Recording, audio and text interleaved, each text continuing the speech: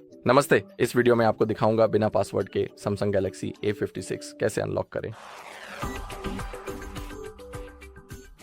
ठीक है, तो शुरुआत में मैं ये बताना चाहूंगा कि कृपया ध्यानपूर्वक सुने और केवल अपना ही फ़ोन अनलॉक करने की कोशिश करें, क्योंकि किसी और का फ़ोन अनलॉक करने की कोशिश करना ये उचित नहीं है, चोरी मानी जा सकती है। तो कृपया ऐसा न करें, और यह नैतिक रूप से भी और सामाजिक रूप से भी पूरी तरह से गलत ही माना जाता है। तो चलिए अब सीधे पहले विकल्प पर चलते हैं, और पहला विकल्प है गूगल फाइंड माई डिवाइस का उपयोग करना। लेकिन इस उदाहरण के लिए हम यह मान लेते हैं कि फिलहाल यह फ़ोन अभी लॉक नहीं है। तो चलिए सीधे अपने ब्राउज़र में चलते हैं और हमें फाइंड माई डिवाइस टाइप करना है, फिर हमें पहला विकल्प चुनना है। अब हमें साइन इन करने के लिए क्लिक करना होगा। ठीक है, और अब हमारे पास हमारा गैलेक्सी A56 है। हम बस उस पर क्लिक करते हैं और अब फैक्ट्री रीसेट डिवाइस। अब हमें बस अगला पर क्लिक करना होगा, और यहाँ आपको केवल अपना पासवर्ड दर्ज करना है। अगला नेक्स्ट पर क्लिक करना है, और फिर आप अपने फ़ोन का फैक्ट्री डेटा रीसेट कर पाएंगे। और ये भी आपके लिए अच्छा है अगर आपके फ़ोन में लोकेशन की सुविधा हमेशा चालू हो। ठीक है, तो ये पहला विकल्प है जिससे आप बहुत ही आसानी से सही तरीके से फ़ोन को अनलॉक कर सकते हैं। और अब चलिए सीधे दूसरे विकल्प पर चलते हैं, जो कि रिकवरी मोड का उपयोग करके है, और इससे भी आपका फ़ोन फैक्ट्री डेटा रीसेट हो जाएगा। तो आपके फ़ोन से आपका सारा डेटा डिलीट हो जाएगा, ठीक वैसे ही जैसे गूगल फाइंड माई डिवाइस के साथ होता है। तो इसे ध्यान में रखें, इसलिए अपने फ़ोन का बैकअप रखना अच्छा होता है। इसके अलावा हमारे चैनल पर ऐसे बैकअप बनाने के लिए कई वीडियो हैं, तो अगर आप चाहें तो उन्हें देख सकते हैं।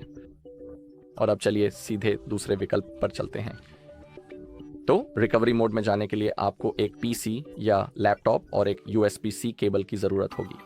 अब हमें इस USB-C केबल को अपने फ़ोन और कंप्यूटर दोनों में कनेक्ट करना है, ताकि दोनों डिवाइस आसानी से जुड़ सकें। तो अब मैं यही करने जा रहा हूँ। मैं अपनी USB-C केबल को पहले फ़ोन में ध्यान से लगाता हूँ, और फिर उसी केबल का दूसरा सिरा अपने कंप्यूटर में अच्छी तरह से लगाता हूँ। ठीक है, और अब हमें अपने फ़ोन को रीस्टार्ट करना है। तो चलिए अब वॉल्यूम डाउन और पावर बटन को धीरे धीरे दबाकर थोड़ी देर तक बस रखते हैं। अब जब स्क्रीन काली हो गई है तो हमें पावर बटन और वॉल्यूम अप बटन दबाकर रखना है। अब हम अपनी उंगली को पावर बटन से बहुत धीरे से हटा सकते हैं, और जैसा कि आप देख सकते हैं अब हम रिकवरी मोड में हैं। ठीक है, इस मेनू में नेविगेट करने के लिए हम वॉल्यूम बटन का इस्तेमाल करते हैं, और अगर आप चुने गए विकल्प की पुष्टि करना चाहते हैं तो बस पावर बटन दबाएं।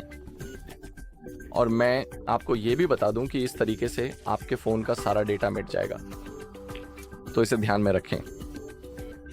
अब हमें वाइप डेटा फैक्ट्री रीसेट विकल्प चुनना है। अब पुष्टि करते हैं,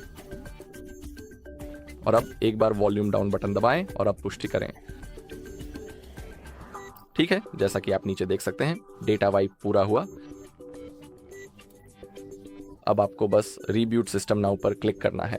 इतना करने के बाद अब आपका फ़ोन कुछ ही क्षणों या सेकंड में अपने आप फिर से चालू हो जाएगा, और अब आपको बस अपना फ़ोन सेटअप करना है और इस्तेमाल करना शुरू करना है। साथ ही मैं आपको यह भी बताना चाहूँगा कि आप उस अधिकृत सेंटर में भी जा सकते हैं जहां से आपने फ़ोन खरीदा था, या फिर किसी अन्य सैमसंग सेंटर में जाकर सहायता, मदद और मार्गदर्शन प्राप्त कर सकते हैं। ठीक है, तो इस वीडियो में बस इतना ही। अगर आपको ये वीडियो मददगार लगी हो तो कृपया लाइक करें, कमेंट करें, और कृपया हमारे चैनल को सब्सक्राइब करना ना भूलें। धन्यवाद।